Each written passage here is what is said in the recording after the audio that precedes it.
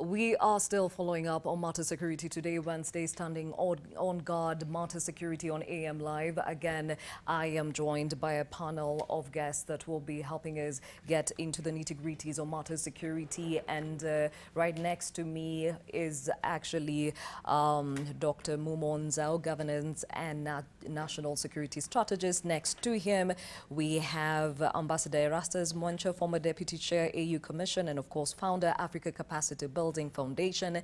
Next to him, we have Dr. Njoki Wamai, who is the Assistant Professor at the USIU International Relations. Next to her, we have Dr. Hassan Kanenje, who is the Director Horn Institute. And of course, we have Irungu Houghton, who is Executive Director, Amnesty International Kenya. Well, gentlemen and lady, thank you for joining me this morning. And just to react on that story, there seems to be a recurrent issue when it comes to the conflict amongst the West Pokot and Elgeyo Marakwet residents, and especially to do with the border points.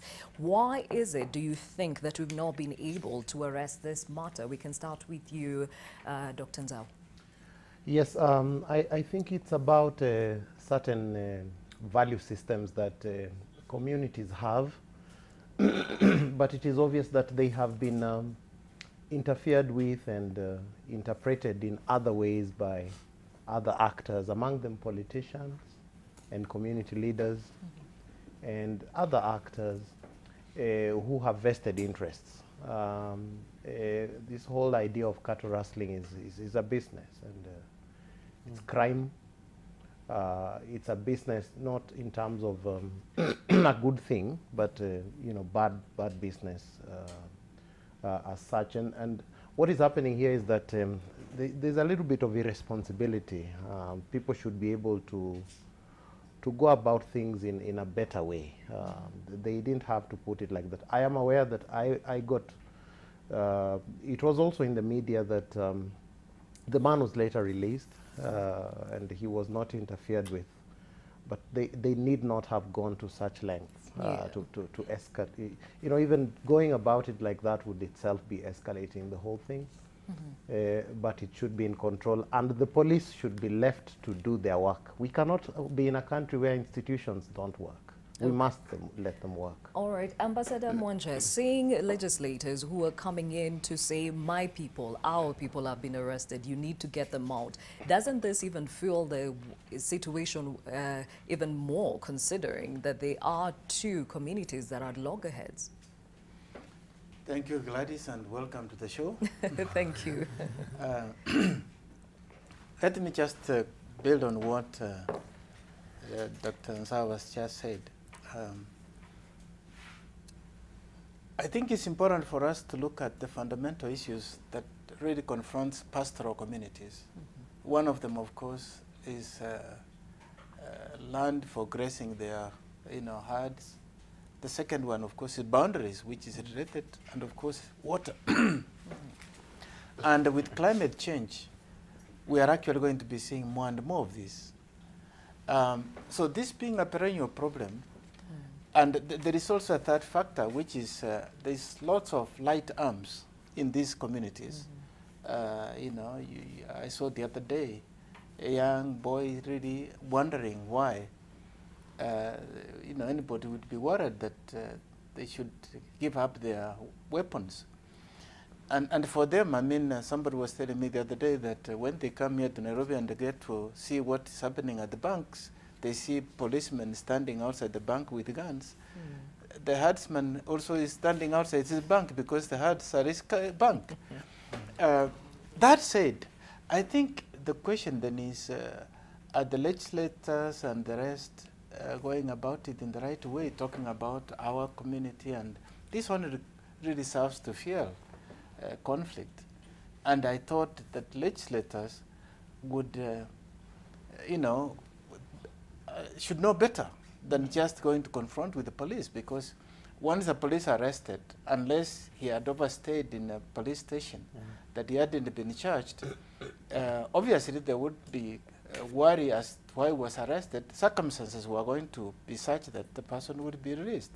But showing this kind of attitude does not help the society. Okay, Dr. Wamai, I mean, looking at this being a perennial issue and over again, it's over, as Ambassador is saying, it's over pasture, boundaries, water. And of course, the light arms do not make the situation better. And they say when you keep dealing with something the same way, expecting different results is some form of madness. So what kind of madness is this that we need to literally get rid of when it comes to these pastoral issues?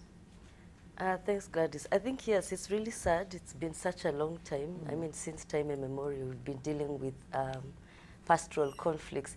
But I think more recently, maybe the last couple of years, it has been complicated by small arms and light weapons. And beyond that, also creating a political economy or an economy around not just the weapons, also there's a lot of politics around that. Business that goes on cattle and these arms. So it's no longer the traditional kind of conflicts we used to have between two pastoral communities.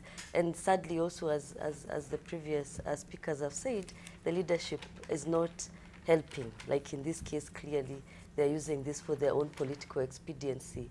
So beyond, and I think also the challenge is the way also the government deals with these conflicts between pastoral communities has also not been sustainable. It's most of the time is ad hoc.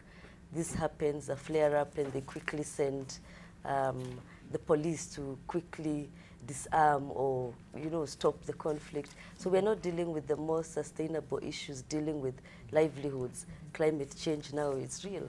So there's a lot that needs to be done that has not been done, not just at that local level. Local level leadership, of course, now with devolution can do something, but also at the national level, I think we need to start thinking about this as a real security concern. Okay, and speaking about the national level, Dr. Kanenje, do you feel as if the national government has failed these communities? Yeah, Gladys, the internecine conflict between the Pokot and the Marakwet has been going on for a while, to the extent that we've become numb to it. It's almost so normal that when people hear about the Pokot and the Marakwet conflict, it's a non-story, it's no news.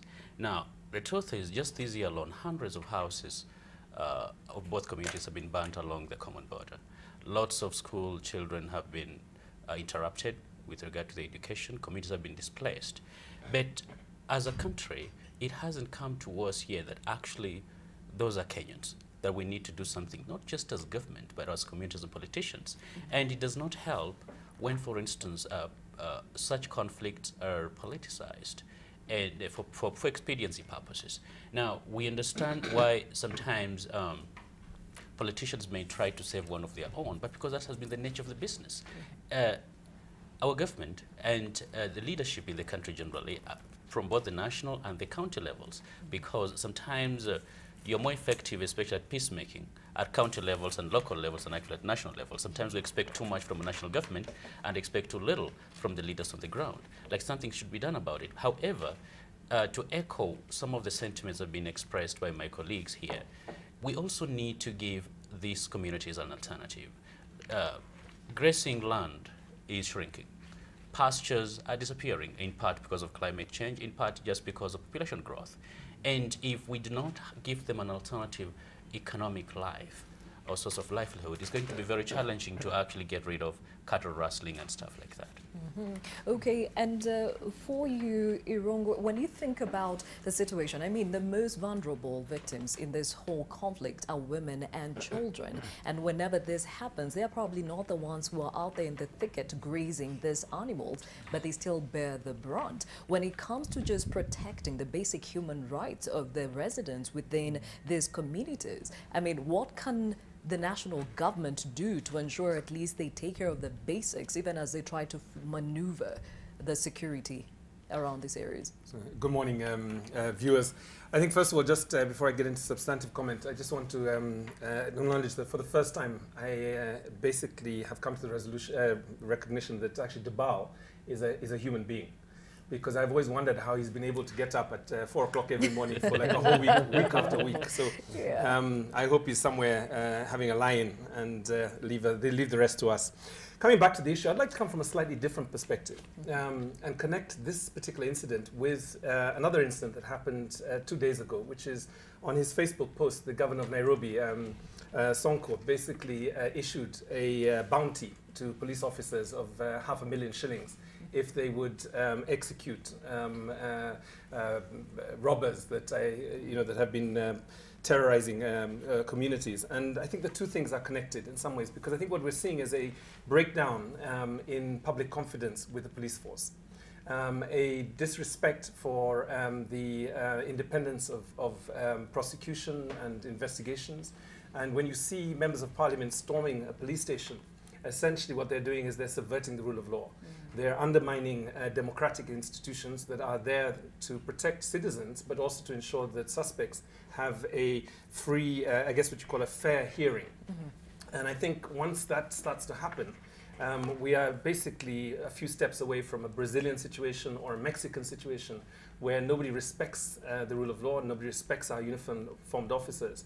And I think besides the things I think that have been said by the panelists here, I think what we really need to see now is an acceleration of the police reforms that we were promised in August that have yet to happen. And now that the education examinations are over, the KCPE examinations over, perhaps this can be accelerated without any further delay. Because I think what you're seeing now essentially is a crisis of confidence among the politicians in the police force. And what's next? Contract killings, settling of opponents. This could go in a very bad direction for the rest of the country. So are we saying what we're seeing on the ground right now is a reflection of what's happening on the top or at the top? I think it's connected. I wouldn't blame the regional commander in West Pokot for the storming of his office by the MPs. I think they must be held responsible for essentially intimidating the police, which is what is happening. But I think it's really important to recognize that in some ways, I think where you have a police force that is not respected and seen to be fair and free and fair and respected for being a law-abiding institution, these things will happen. And it is the responsibility really of the police service to reassure Kenyans that if you go before a court of law and you are charged by police, that this is free and fair.